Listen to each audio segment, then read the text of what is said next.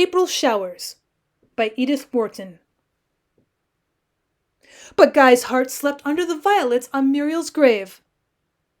It was a beautiful ending. Theodora had seen girls cry over last chapters that weren't half as pathetic. She laid her pen aside and read the words over, letting her voice linger on the fall of the sentence. Then, drawing a deep breath, she wrote across the foot of the page the name by which she had decided to become known in literature. Gladys Glynn. Downstairs the library clock struck 2. If its muffled thump sounded like an admonitory knock against her bedroom door. 2 o'clock, and she'd promised her mother to be up early enough to see that the buttons were sewn on Johnny's reefer, and that Kate had her cod liver oil before starting for school. Lingeringly and tenderly she gathered up the pages of her novel. There were 500 of them, and tied them with the blue satin ribbon that her Aunt Julia had given her.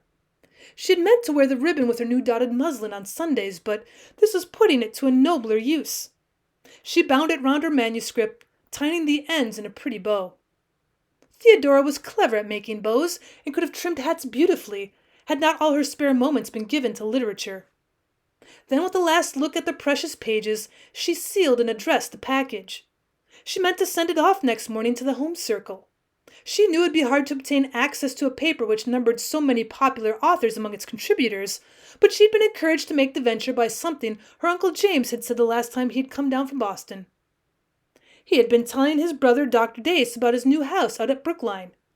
Uncle James was prosperous and was always moving into new homes with more modern improvements. Hygiene was his passion, and he migrated in the wake of sanitary plumbing. The bathrooms alone are worth the money, he was saying cheerfully, although it's a big rent, but then when a man's got no children to save up for... He glanced compassionately around Dr. Dace's crowded table. It is something to be in a neighborhood where the drainage is A1. That's what I was telling our neighbor. Who do you suppose she is, by the way? He smiled at Theodora. I rather think that young lady knows all about her. Ever hear of Kathleen Kidd? Kathleen Kidd? The famous society novelist, the creator of more favorite heroines than all her predecessors put together had ever turned out. The author of Fashion and Passion, An American Duchess, and Rona's Revolt. Was there any intelligent girl from Maine to California whose heart would not have beat faster at the mention of that name? Why, yes, Uncle James was saying. Kathleen Kidd lives next door.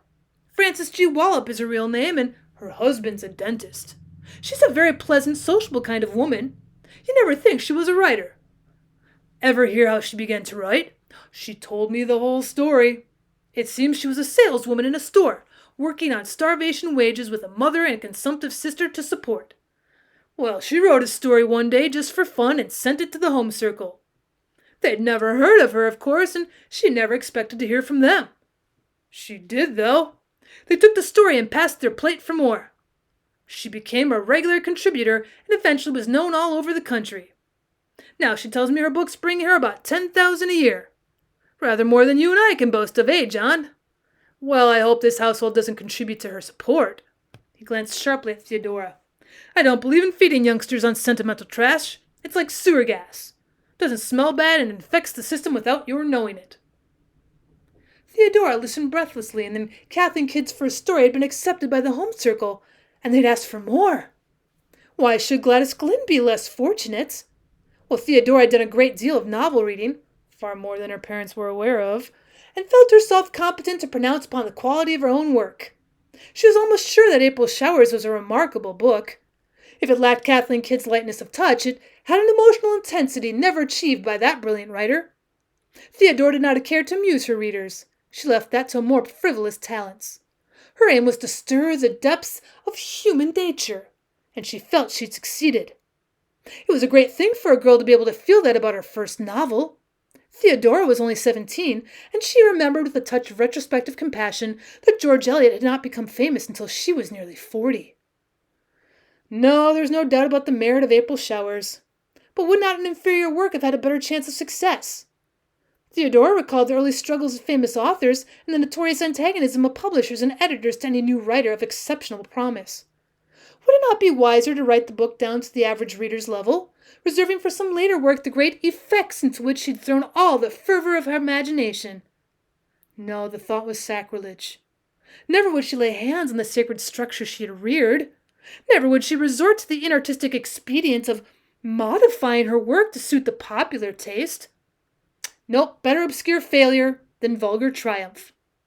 The great authors never stooped to such concessions, and Theodora felt herself included in the ranks by the firmness with which she was rejected all thought of conciliated and unappreciative public. The manuscript should be sent as it was. She woke with a start and a heavy sense of apprehension. The home circle had refused April showers. No, that couldn't be it. There lay the precious manuscript waiting to be posted. But what was it then? Ah, that ominous thump below stairs. It was 9 o'clock striking. Oh, it was Johnny's buttons. She sprang out of bed in dismay. She'd been so determined not to disappoint her mother about Johnny's buttons. Mrs. Dace, helpless from chronic rheumatism, had to entrust the care of the household to her eldest daughter. And Theodora honestly meant to see that Johnny had his full complement of buttons, and that Kate and Bertha went to school tidy. Unfortunately, the writing of a great novel leaves little time or memory for the lesser obligations of life, and Theodora usually found that her good intentions matured too late for practical results. Her contrition was softened by the thought that literary success would enable her to make up for all the little negligences of which she was guilty. She meant to spend all her money on her family, and already she had visions of a wheeled chair for her mother, fresh wallpaper for the doctor's shabby office, bicycles for the girls, and Johnny's establishment at a boarding school where sewing on his buttons would be included in their curriculum. If her parents could have guessed her intentions, they would not have found fault with her as they did, and Dr. Dace on this particular morning would not have looked up to say with his vague ironical air, "I suppose you didn't get home from the ball till morning." Theodora's sense of being in the right enabled her to take the thrust with a dignity that would have awed the unfeeling parent of fiction. "I'm sorry to be late, Father," she said. Dr. Dace, who could never be counted on to behave like a father in a book, shrugged his shoulders impatiently. "Your sentiments do you credit, but they haven't kept your mother's breakfast warm." "Hasn't Mother's tray gone up yet?" "Well, who is to take it, I should like to know? The girls came down so late that I had to hustle them off before they finished breakfast, and Johnny's hands were so dirty that I sent him back to his room to make himself decent. It's a pretty thing for the doctor's children to be the dirtiest little savages in Norton." Theodora had hastily prepared her mother's tray, leaving her own breakfast untouched. As she entered the room upstairs, Mrs. Dace's patient face turned to her with a smile much harder to bear than her father's reproaches. "Mother, I'm so sorry." "No matter, dear. I suppose Johnny's buttons kept you. I can't think that boy does to his clothes." Theodora set the tray down without speaking. It was impossible to own having forgotten Johnny's buttons without revealing the cause of her forgetfulness. For a few weeks longer she must bear to be misunderstood, and then if her novel were accepted, how gladly would she forget and forgive. But what if it were refused? She turned aside to hide the dismay that flushed her face. Well, then she'd admit the truth. She would ask her parents' pardon and settle down without a murmur to an obscure existence of mending and combing. She had said to herself that after the manuscript had been sent, she'd have time to look after the children and catch up with the mending. But she'd reckoned without the postman. He came 3 times a day, and for an hour before each ring, she was too excited to do anything but wonder if he'd bring an answer this time, and for an hour afterward she moved about in a leaden stupor of disappointment. The children had never been so trying. They seemed to be always coming to pieces like cheap furniture. One would have supposed to have been put together with bad glue. Mrs. Dace worried herself ill over Johnny's tatters and Bertha's bad marks at school and Kate's open abstention from cod liver oil, and Dr. Dace, coming back late from a long round of visits to a fireless office with a smoky lamp, called out furiously to know if Theodora would kindly come down and remove the East-West Home's Best that hung above the empty grates. In the midst of it all, Miss Sophie Brill called. It was very kind of her to come, for she was the busiest woman in Norton. She made it her duty to look after other people's affairs, and there was not a house in town but had the benefit of her personal supervision. She generally came when things were going wrong, and at the sight of her bonnet on the doorstep was a surer sign of calamity than a crepe bowl on the bell. After she left, Mrs. Dace looked very sad, and the doctor punished Johnny for warbling down the entry, "Miss Sophie Brill is a bitter pill," while Theodora, locking herself in her room, resolved with tears that she'd never write another novel. The week was a long nightmare. Theodora could neither eat nor sleep.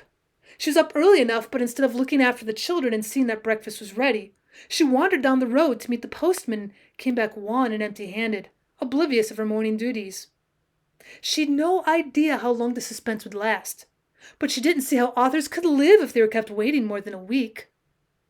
Then, suddenly, one afternoon, she never quite knew how or when it happened, she found herself with a home circle envelope in her hands, and her dazzled eyes flashing over a wild dance of words that wouldn't settle down to make sense. Dear Madam. They called her Madam.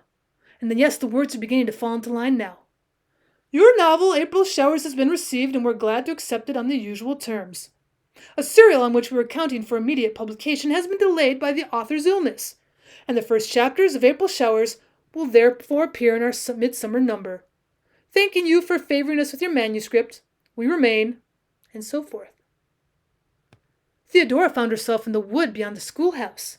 She was kneeling on the ground, brushing aside the dead leaves and pressing her lips to the little bursting green things that pushed up eager tips through last year's decay. It was spring. Spring! Well, everything was crowding toward the light, and in her own heart hundreds of germinating hopes had burst into sudden leaf. She wondered if the thrust of those little green fingers hurt the surface of the earth as her springing raptures hurt. Yes, actually hurt. Her hot, constricted breast. She looked up through interlacing boughs at a tender, opaque blue sky full of the coming of a milky moon. She seemed enveloped in an atmosphere of loving comprehension. The brown earth throbbed with her joy. The treetops trembled with it, and a sudden star broke through the branches like an audible, I know. Theodora, on the whole, behaved very well. Her mother cried, and her father whistled and said he supposed he must put up with grounds in his coffee now, and be thankful if he ever got a hot meal again, while the children took the most deafening and harassing advantage of what seemed a sudden suspension of the laws of nature. Within a week, everybody in Norton knew that Theodora had written a novel, and that it was coming out in the home circle. On Sundays, when she walked up the aisle, her friends dropped their prayer books, and the soprano sang false in her excitement. Girls with more pin money than Theodora had ever dreamed of copied her hats and imitated her way of speaking. The local paper asked her for a poem. Her old school teachers stopped to shake hands and grew shy over their congratulations. And Miss Sophie Brill came to call. She had put on her Sunday bonnet, and her manner was almost abject. She ventured very timidly to ask her young friend how she wrote, whether it just came to her, and if she'd found that the kind of pen she used made any difference, and wound up by begging Theodora to write a sentiment in her album. Even Uncle James came down from Boston to talk the wonder over. He called Theodora a sly baggage and proposed that she should give him her earnings to invest in a new patent grease-trap company. From what Kathleen Kidd had told him, he thought Theodora would probably get $1,000 for her story. He concluded by suggesting that she should base her next romance on the subject of sanitation, making the heroine nearly die of sewer gas poisoning because her parents won't listen to the handsome young doctor next door when he warns them that their plumbing is out of order. That was a subject that would interest everybody and do a lot more good than the sentimental trash that most women wrote. At last the great day came. Theodora had left an order with the bookseller for the midsummer number of the Home Circle, and before the shop was open, she was waiting on the sidewalk. She clutched the precious paper and ran home without opening it. Her excitement was almost more than she could bear. Not heeding her father's call to breakfast, she rushed upstairs and locked herself in her room. Her hands trembled so she could hardly turn the pages, and at last, yes, there it was. April Showers. The paper dropped from her hands. What name had she read beneath the title? Had her emotion blinded her? April Showers by Kathleen Kidd. Kathleen Kidd? Oh, cruel misprint! Oh, dastardly typographer! Through tears of rage and disappointment, Theodora looked again. Yes, there was no mistaking the hateful name. Her glance ran on. She found herself reading a first paragraph that she'd never seen before. She read farther. All was strange. The horrible truth burst upon her. It was not her story. She never knew how she got back to the station. She struggled through the crowd on her platform, and a gold-banded arm pushed her into the train just starting for Norton. It would be dark when she reached home, but that didn't matter. Nothing mattered now. She sank into her seat, closing her eyes in the vain attempt to shut out the vision of the last few hours. But minute by minute, memory forced her to relive it. She felt like a rebellious schoolchild dragged forth to repeat the same detested piece. Although she didn't know Boston well, she made her way easily enough to the Home Circle building. At least she supposed she had, since she remembered nothing till she found herself ascending the editorial stairs as easily as one does incredible things in dreams. She must have walked very fast, for her heart was beating furiously, and she barely breathed to whisper the editor's name to a young man who looked out at her from a glass case, like a zoological specimen. The young man led her past other glass cases containing similar specimens to an inner enclosure which seemed filled by an enormous presence. Theodora felt herself enveloped in the presence, submerged by it, and gasping for air, she sank under its rising surges. Gradually, fragments of speech floated to the surface. "April showers? Mrs. Kidd's new cereal? Your manuscript, you say? You have a letter from me? The name, please. Evidently some unfortunate misunderstanding. One moment." And then a bell ringing, a zoological specimen ordered to unlock a safe, her name asked for again, the manuscript, her own precious manuscript, tied with Aunt Julia's ribbon, laid on the table before her. And her outcries, her protests, her interrogations drowned in a flood of bland apology. Oh, an unfortunate accident. Mrs. Kidd's manuscript received the same day. An extraordinary coincidence in the choice of a title. Duplicate answers sent by mistake. Miss Dace's novel hardly suited to their purpose. Should have been, of course, returned. A regrettable oversight. Accidents would happen. Sure, she understood. The voice went on like the steady pressure of a surgeon's hand on a shrieking nerve. When it stopped, she was in the street. A cab nearly ran her down, and a car bell jingled furiously in her ears. She clutched her manuscript, carrying it tenderly through a crowd like a live thing that had been hurt. She could not bear to look at its soiled edges and ink stain on Aunt Julia's ribbon. The train stopped with a jerk, and she opened her eyes. It was dark, and by the windy flare of the gas on the platform, she saw the Norton passengers getting out, and she stood up stiffly and followed them. A warm wind blew into her face the fragrance of summer woods, and she remembered how, 2 months earlier, she had knelt along the dead leaves and pressing her lips to the first shoots of the green.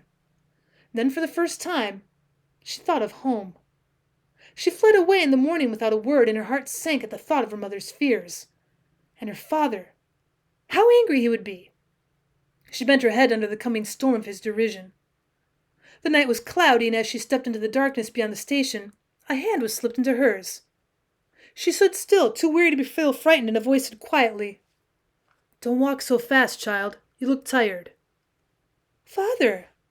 Her hand dropped from his, but he recaptured it and drew it through his arm. When she found voice, it was to whisper, "You were at the station?" "It's such a good night, I thought I'd stroll down and meet you." Her arm trembled against his. She could not see his face in the dimness, but the light of his cigar looked down on her like a friendly eye, and she took courage to falter out, "Then you knew." "That you'd gone to Boston? Well, I rather thought you had." They walked on slowly, and presently he added, "Well, you see you left the home circle lying in your room." How she blessed the darkness and the muffled sky! She could not have borne the scrutiny of the tiniest star. Then Mother wasn't very much frightened. "Why, no, she didn't appear to be. She's been busy all day over some toggery of Bertha's." Theodora choked. "Father, She groped for words, but they eluded her. "I'll do things differently. I haven't meant—" Suddenly she heard herself bursting out. "It was all a mistake, about my story. They didn't want it. They won't have it." And she shrank back involuntarily from his impending mirth.